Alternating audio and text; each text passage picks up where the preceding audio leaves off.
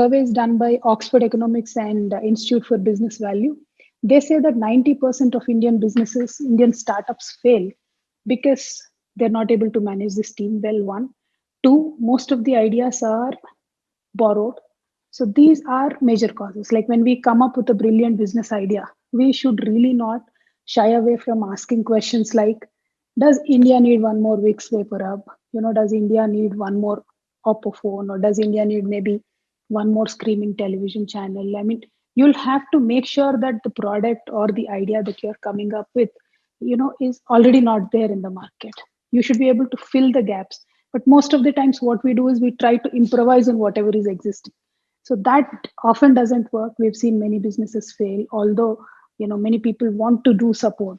We have not seen it work. So idea is we should not shy away from asking these questions. And the other thing, as a politician, as a woman, I've learned to plan for is plan for is uh, uh, you'll have to certainly also factor in the fact that what will you do if you fail, how badly can you fail, or maybe if you fail at a certain percentage, how will you get out of it?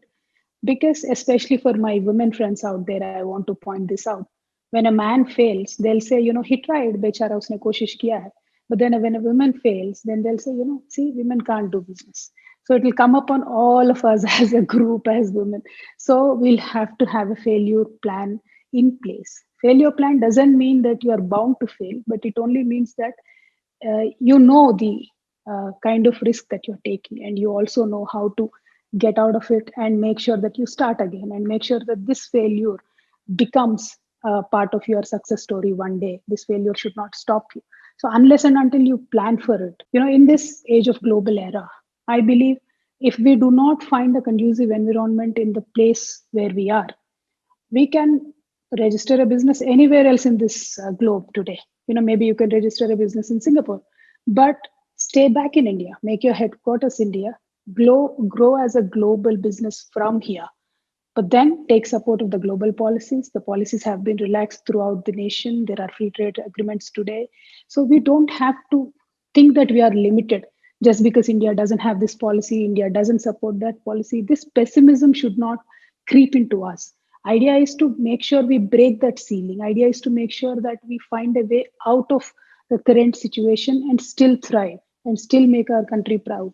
So I believe in this global era, one should take advantage of that. Sitting here right now online, I can register a company in Denmark and start operating like today. Nobody is stopping me. We should be able to think big. We should be able to think globally.